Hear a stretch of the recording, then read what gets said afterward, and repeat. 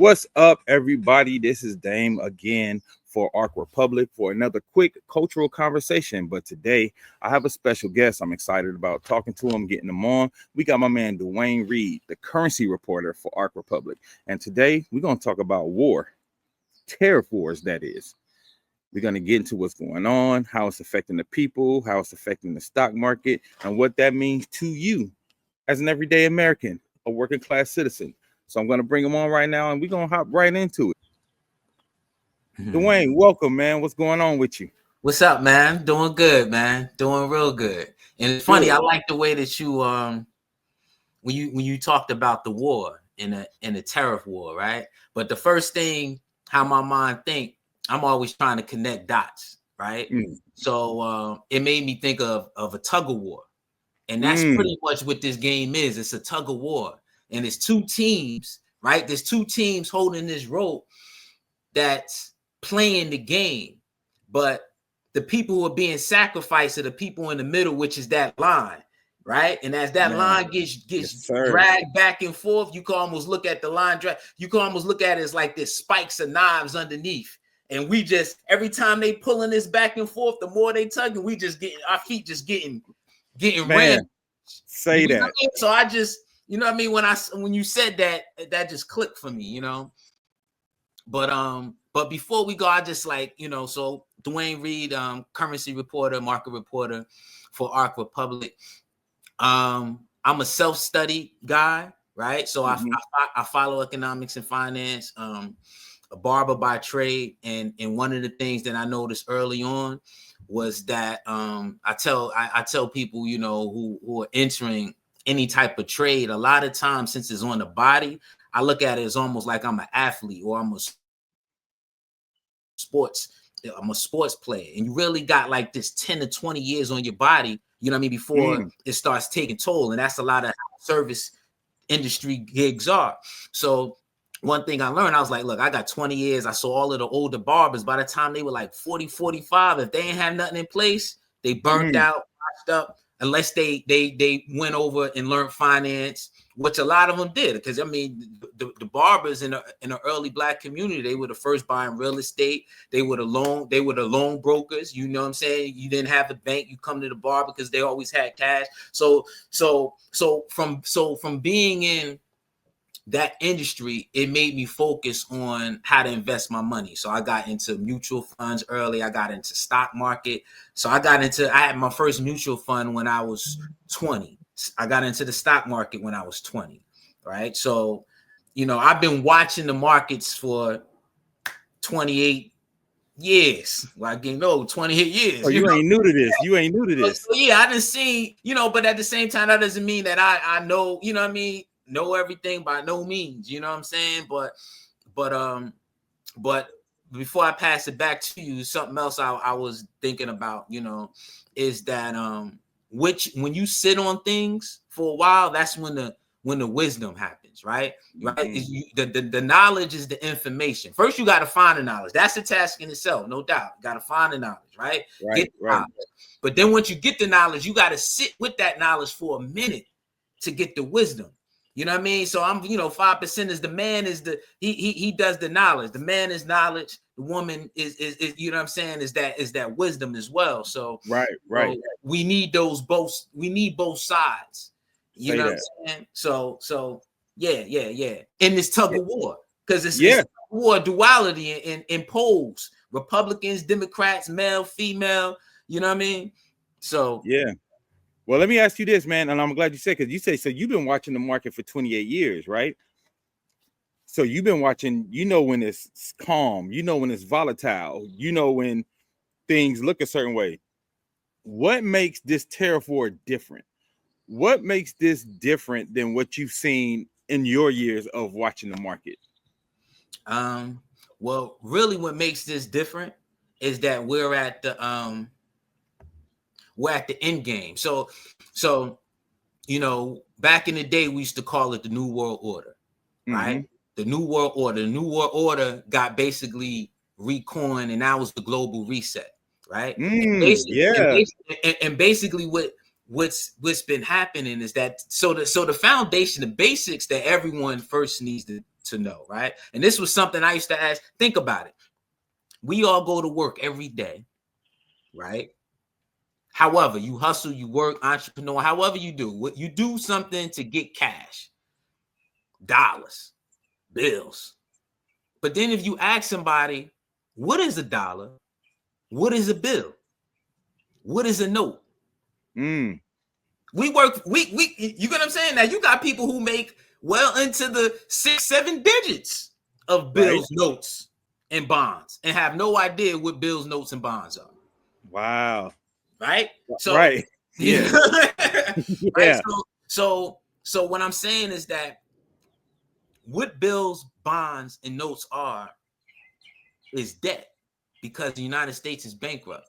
Right. And what makes this different is that we're at the end of the bankruptcy, right? We've been restructuring bankruptcy since this country's been formed. Like us fighting to get ourselves out of like the Revolutionary War and the Civil War, all these early wars, we got ourselves, guess what? We had to take loans out. So the same people we were fighting to get country-wise to get ourselves away from and independence are also the same people we got to get a loan from to fight, right? So we're in debt. The same thing now. It's like you look at war. Okay, now it's India and Pakistan. You know what? Who's selling both of them the guns? Because I know they don't make all of the tanks and the guns. Whoever's selling the guns, both of them is just sitting back and they're just restructuring, right? Their New Deal. Right, Roosevelt. Right, so basically we've been bankrupt since like 1780s. Some say around there. Right, we all need to look this up, but I'm just throwing numbers out. You look it up. Right, so we've been bankrupt. So since we've been bankrupt, what we started having to do is we had to start creating interest, aka taxes, so that we can get more money in to pay back the old money that we owe, right? So that's the basis of economics, right? You have to bring more money in to pay back the old money you know.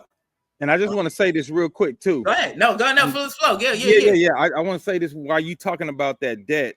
For the people who at home who don't know, not only is Duane really on point, we literally have to try to refinance our debt this summer with China. And a lot of people don't know that. And I think that's one of the reasons he's trying to beef with China, because we owe them so much money and so much interest. So we have to, like, when you have your house and you're trying to put that money, America literally is so broke, they have to refi their debt with China. So I just want to say to give people a little context to what you're. Yeah, no, definitely. It's because it comes off. So we ping pong back and forth, right? So yeah, and that's really what's happening right now. That's why the tariffs are here. The tariffs are here because we have to, as a government, we have to restructure our debt, which comes around like every 10 years. So this goes back to like the bills, the notes, and the bonds. I'm gonna try to run through this understanding elementary style as best as I can, right? So the United States is bankrupt, right? They need a loan.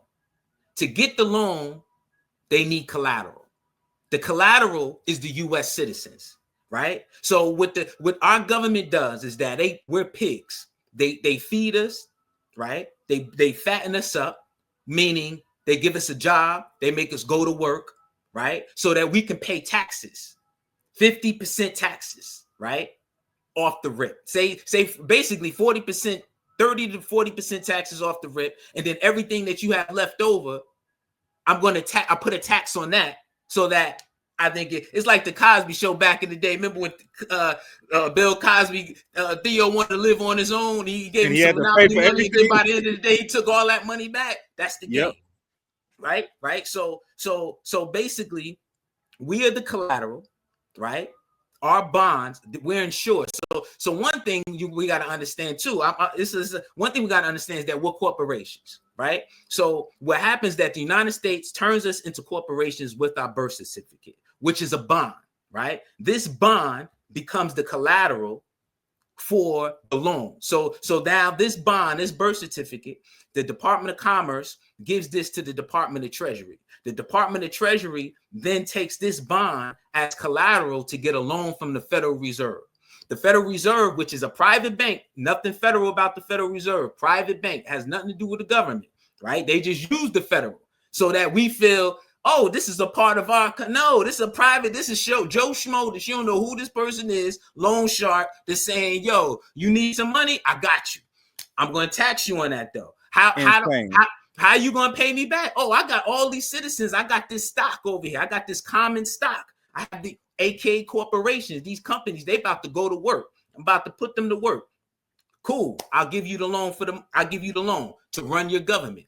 So now the Department of Treasury, what they do is that they take that loan money and then they issue bonds, notes, and bills. Right. Okay. So it's bills in this order. Bills is the smaller. So the and each one gives a rate of return year wise. Right. So a bill, I believe, is like 1 to 2 years. Right. So you can invest in government bills. And all of these, remember, our government is a corporation. United States of America is a corporation. That's another thing we got. We're dealing with corporations, right? There is no government. We're thinking that I used to tell people like, oh, why is government doing this and doing that? I'm like, it's a corporation. When did the employees of any corporation have the right to say anything about that corporation? Right. Right. Our vote ain't nothing more than a team management meeting at McDonald's. Right. You know what I'm saying? It's like, okay, what's your input? What can I do better? You know what I'm saying? Everybody write on the note, they vote and say what McDonald's could do better. Break it down, bro. Break it down. Good camaraderie. That's right. Good camaraderie. Yeah, man. Get to work. Right. That's pretty much, you know what I mean? That's pretty much how this thing is moving, right? So now you have the bills, that's 1 or 2 years. You have the notes that are 10 years, bills 1 to 2 years, notes 5 to 10 years, bonds 10 to 20 years, right? So now let's rewind. Birth certificate, bond, surety, citizen, collateral for America, corporation to get a loan from Federal Reserve, private bank gives Treasury the money goes to the Treasury Department. They then issue bills, bonds, and notes for people to invest in. Now, so what the bills, bonds, and notes are, they're a contract for countries to invest in. They're a contract for citizens to invest in. They're a contract for corporations to invest in. And each one of those three has a different maturity rate that you hold on to it. So now countries, they'll hold more onto the bonds and notes. So notes is from 10 years. So a country's going to want to hold our debt anywhere from 10 to 20 years, right? Knowing that they're going to get a hefty return, right? Now, this is how the boom and the bust works, okay? So now that we know that we're in debt, we bankrupt, we create these contracts so that people can invest in America. Okay, when people invest in America, right? When the Department of Treasury sells those bonds, Treasury notes, and bills, the money they get back, they invest into the corporations, and they invest that into the corporations by having low interest rates, right? So this is the common thing with the tug of war: low interest rates, high interest rates, right? Low interest rates means boom, we rolling. Why are we rolling? Low interest rates. Corporations, they could get loans 0%. Cheap money. Cheap money for a corporation means they can expand business. Business is great. America is great, right? Okay. High interest rates means they're turning the water off. That means it's a tightening, meaning they're not lending as much. So when they stop lending, then the corporations, they get into a rut. You know what I mean? They start laying off people, right? It costs them more to do business, right? So this is the interest rate hike this is the boom and bust of the interest rates, right? Quantitative easing, which is lower interest rates, quantitative tightening, which is high interest rates, right? Okay. So our current situation, we had high interest rates. And so, all right, one more thing that I want to say. To control this system, remember, we're bankrupt. So we always have some type of debt that's coming due, right? Right. You always hear the government's about to shut down. Government's always about to be broke, right? So what the government has to do is that they have to inflate their currency, and inflate their economy enough that it can pay back the old debt without really doing much, right? But at the same time, without inflating it too much that it busts.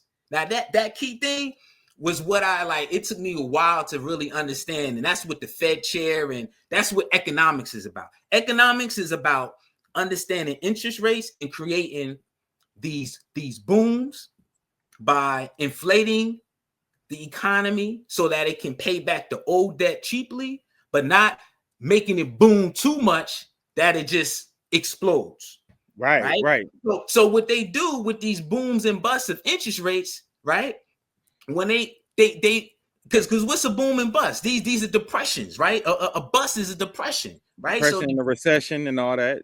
Right. So what we got? We got people who don't got no food. You got people who getting kicked out of their residence. You got people who don't have any homes. That's not righteous, right? But this is a part of economics so that they can pay back their old debt cheaper.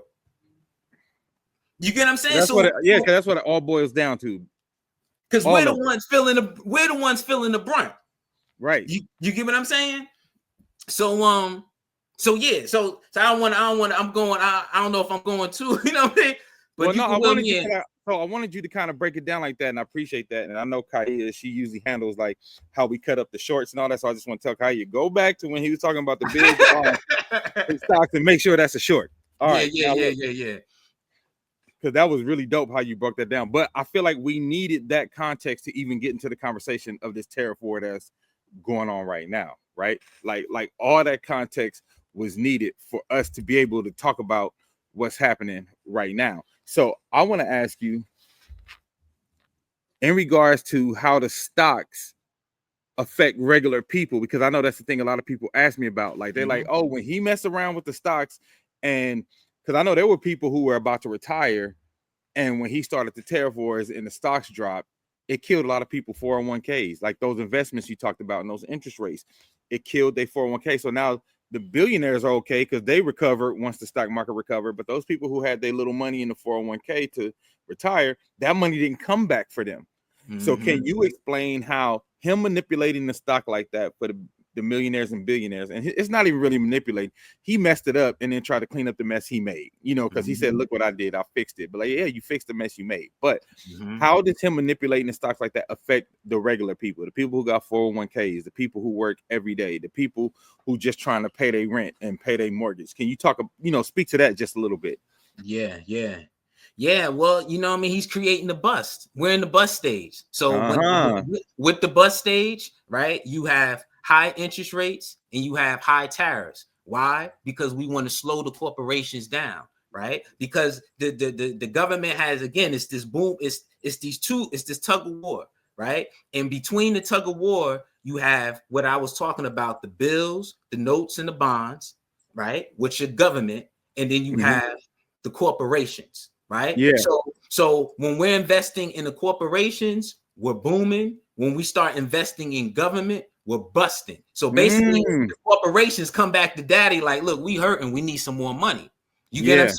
Or we hurting, we can't do business. But what happens, we are the corporations. We're not only corporations ourselves, we work for the corporations. So when the corporations, their debt gets higher, their taxes get higher, inevitably their stock is going to get lower. They're going to start laying off. So what we're going to continue to see, we're going to see more layoffs, right? And we're going to see more inflation. What we're going to see more inflation, right? Because remember, we're hitting the bus because we hit a ceiling with the inflation. Stuff has been getting too expensive, so now they have to cut this stuff off. You get what I mean? So you're going to see the stock market continue to drop. right? Because we've been at highs for, again, right? We've been running on cheap cash. Yeah. You know what I'm saying? Yeah, So another trick that they do is that they take this cheap cash and then they go buy back the bonds, the government. The government bonds are like government stock, right? Same thing with corporations. Say with like Tesla, something like that. Tesla could go get cheap money, right? Say Tesla could get, say, money at 1%. I'm just throwing a number out there. Tesla could get some cheap money at 1%, but they know that if their stock rises, they're going to outshine the 1% that they have to pay back, right? So what they do is that they buy back their own shares, right? And they buy back their own shares to make the stock market go up. So what it is too is that the stock market is inflated artificially, because so that you would think the reason something goes up is because a lot of people want it. Stock market's going up, right? Hey, everybody wants our companies, but the stock market is only going up because of a handful of companies. And then those handful of companies, they're only going up because they got the biggest bag from the banks to then buy back their own stock. So it's a snake eating this whole tail. They eating their stuff. So these corporations have been doing well on paper, but we still see job losses. Why are people losing jobs every day? But the stock market's going up, right? Corporation, aren't you doing good? Your stock's going up. If your stock's going up, why are you letting me off? Right. Oh, because you're not really doing good. You just learn how to take cheap money on paper, right? The boom paper, and buy back, invest in your own self, as if, you know what I mean? It's like cardboard boxes, and you build cardboard boxes, and then you do some real brick in front of the cardboard box, but it's cardboard back there. You thinking it's a real building? No, it's cardboard back, but it looks good. Stock market's up. Right. Damn. So then when the fire comes, it hits that cardboard and you see the smoke, and then you're like, well, hold up, what's going on? Oh, it's cardboard. That shit can ignite just like that. Literally a house of cards. Literally a house of cards. You know what I mean? So basically, long story short, we're gonna continue to see and then it's so all right. So then in this reset, right? They're talking about tariffs as if it's going to be good for this, how they talk to their citizens, their employees, because we don't know. Well, yeah. Hey, you know what? And I want to say this real quick. You're right. Because I've heard people who consider themselves liberal, who consider themselves Republican, I heard people from all walks of life say, yeah, let's throw a tariff on them. And as soon as they say that, I'm like, oh, you don't understand what a tariff really means. Mm-hmm. You know what I'm saying? When he say throw a tariff on them, you think like, oh, you think it's going to hurt the country he's putting them on. Yeah, it doesn't hurt the country he's putting them on. It hurts us that's been imported too. Because what happens is you tax, let's give an example. Let's say you putting a tariff on iPhones. So everybody can understand. You put a tariff on iPhone. iPhones cost $300, and then you put 120% tariff on. So now iPhones are going to cost $600 to import. What happens is you tax the company, you tax Apple to import it. And what happens is Apple is now going to pass that tax on to us. They're like, we're not paying that. Like the consumer is going to pay that. So now it's like, okay, so now you have to pay $700 for an iPhone in order for them to make their profit, because they're not going to stop making a profit on account of a tariff. And because he's throwing tariffs on allies, even he's throwing tariff on allies and people that we're supposed to be actually cool with. That's going to affect us in so many ways. And you know, people use the analogy talking about cars. They're like, he's trying to put tariff on companies that make cars, but like car pieces are made in so many countries. So basically, you're tariffing every single piece that it takes to make the car, and then you're going to tariff the whole car. And we have to pay that. So I just wanted the people to understand that, like, a tariff ain't us taxing the country and they have to pay it. No, they taxing on the import, and they're going to put that on us. The consumer is going to pick up that tariff. So I just want people to know that and understand that. Yeah. And you know, and it's a corporate game because we're the pawns, we're the sacrifice ones, right? So in this game of tug of war, you know what I mean, the back line, the queens and the bishops on each side, China and the US, they good. It's the pawns that get sacrificed, right? So like even with the tariffs, like you said with the iPhones, it's like, all right, yeah, you know what I mean, there's gonna be a higher price for a phone company to import the parts that they need for their business. So what are they going to do? Now that's what it sounds on paper. See, everything that we see is a call and response. They put these news stories out to create a drama in a play, but there's still an ulterior motive that the main ones who are playing the pieces are playing. So it's like, okay, US has to import these phones at a higher price. Fine. What is the company going to do? They're going to raise their prices, right? And then also what's going to happen? Those two companies, what do you think they're going to do? All they're going to do, which they said they're doing, they're going to negotiate. So if you China and I'm me, and we do business, and we like, man, this president tripping. We need to continue to do business. Okay, so he's charging me extra to bring this in from you. You know what I need you to do? I need you to lower your prices. Right? Yeah. Because all we're going to do is we're going to balance this out. So we're going to eat. Because outside of America. And America is not going to be included. Yeah, we business partners. At the end of the day, I got to get these phones from you over here. Yeah. My president is charging me more to bring it in. Cool. I need you to lower your prices. You're going to lower your prices because you need to do business as well. But that's how we're going to eat. So nothing changes between us. All we do is just change our numbers up.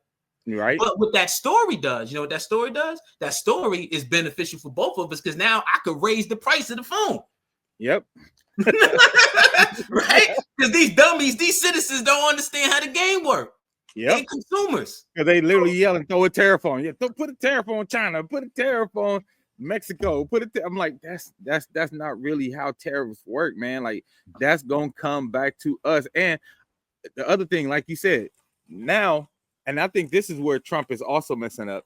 You putting these tariffs on these other countries, now they getting together behind your back and saying, okay, let's figure out how to do business without America.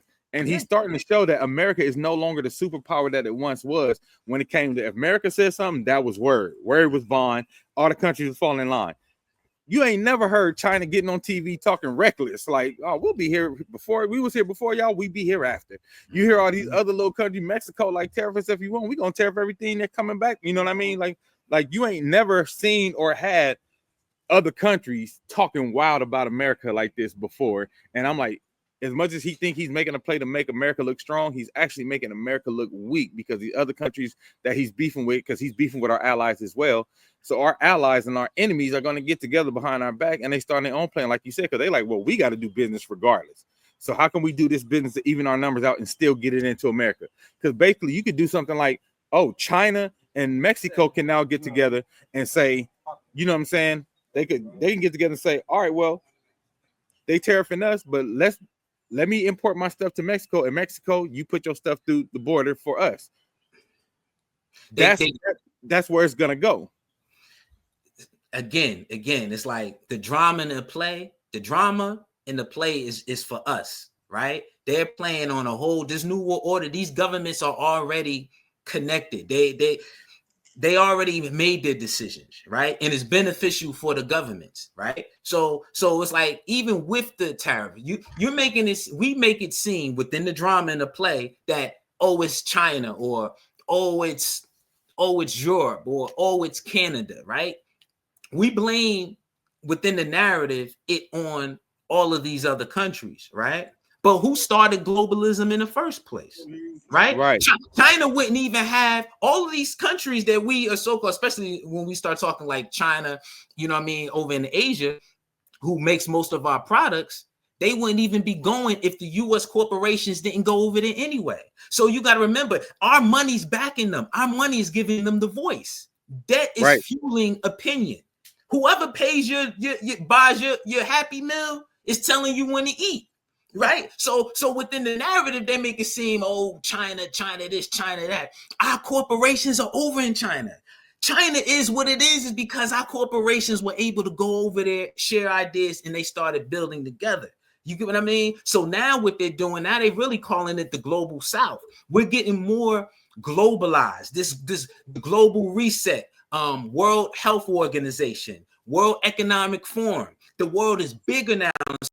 So before it was more the global north, right? So you had all of the countries in the northern part of the equator were running the world. Now the northern part of the equator is going south. They're going into Africa, South America, right? So these are the new territories. So they're just making it difficult. It's like a hot seat. Back to debt, back to between investing in bonds and investing in corporations, right? Right now, the boom is up for the global north, Europe, China, Russia, America, Canada. Now we're going to the global south. You get what I'm saying? Brazil, India. You get what I mean? Africa. That's where the money's going now. So they're just forcing. They're making it's like this. Another common sense. If I went to China because I'm trying to do business cheaply, right? Why would I come back to America? You know what I'm going to do? I'm going to go find me another China. Where the new China at? I ain't coming back to America. I'm going to go find a new China because I left to do business cheaply, right? Because I'm a businessman, right? I need to capitalize on somebody's misfortune. That's capitalism. And I'm glad you said that too, because I know that Trump is trying to utilize tariffs to say, well, I'm trying to make the tariffs so high that we got to bring manufacturing back to America, and we got to bring the start opening our factories back up. So I'm glad you said that, because I want people to also understand that even if that was his goal, one, the manufacturing companies that need to be opened back up have been closed for 20 years. So they literally have to be retrofitted, and it would take years to get them up to date with what China is doing with their factories. So it wouldn't even happen during his presidency, even if that was like a real thing and he had a real actual plan.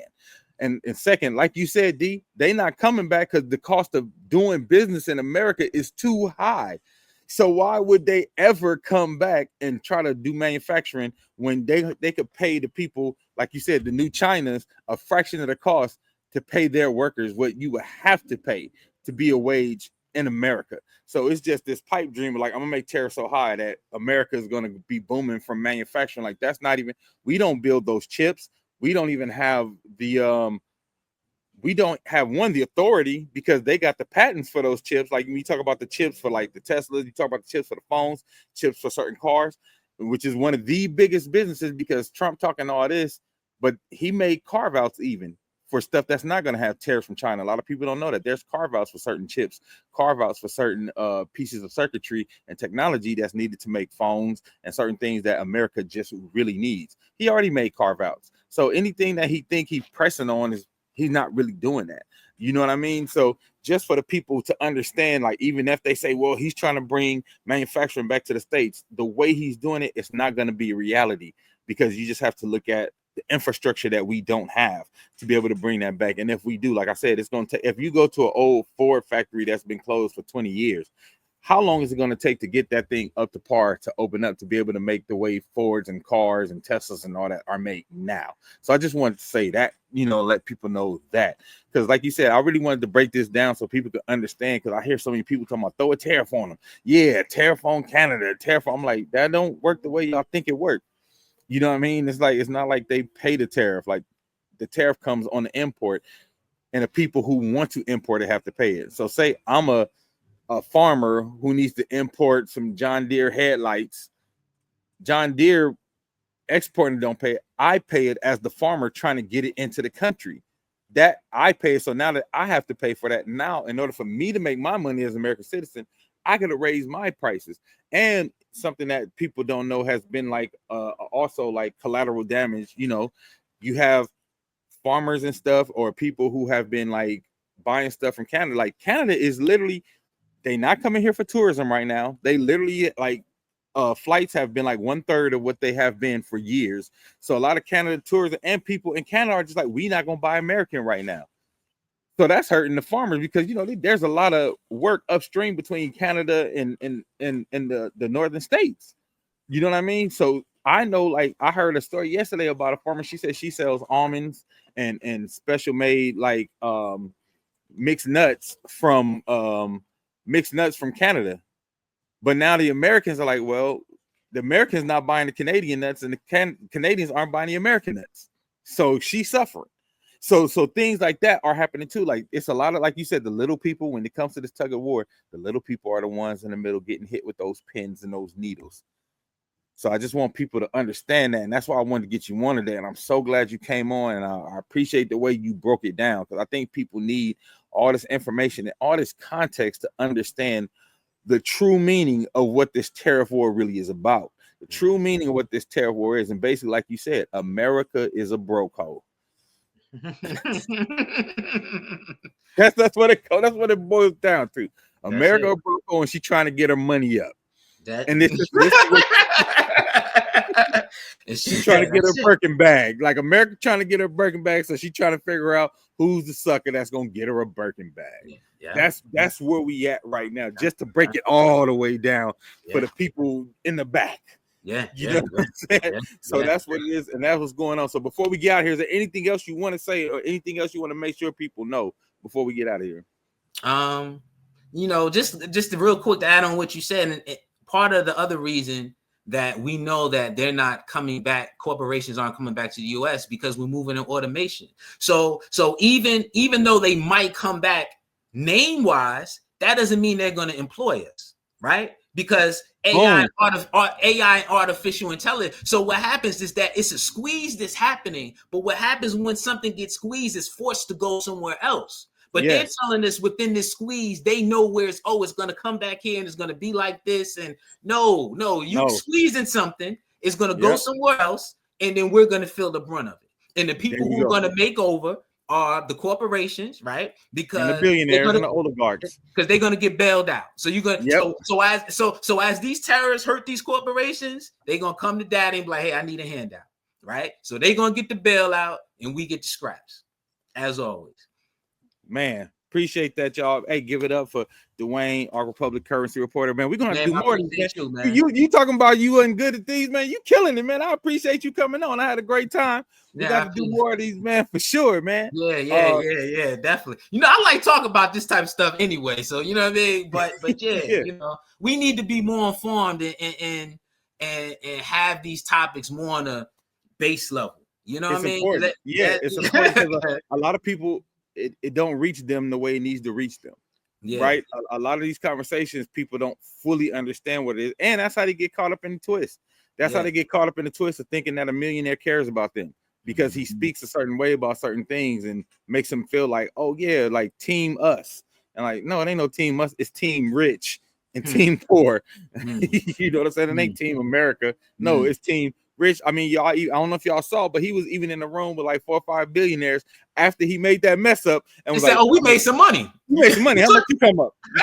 $4 billion. This dude made 6." I'm like, he's doing it right in front of us. He's not even trying to hide it. You know what I mean? Like, so I just want people to understand, like you said, what the game really is and what's really going on, and how all the drama is to make us feel like we on the same team with them, and we really not. All right, y'all. And just to end on this, we got to be more business owners and corporations, because we see that we got it, because the private side is the corporate side, the public side is the government side. And they killing the government, they killing the public side. All you hear is private sector. So the private sector is corporations. The money's out here for the corporations, and they about to kill the pensions and all that. So I just feel like that's something that we need to start paying attention to and taking, you know what I mean, taking the battle into our own hands, you know? Say that, man. But that's how we're gonna end it on that note, man. This is another quick cultural conversation with my man Duane Reed. We'll see y'all next time. Ark Republic, we out of here.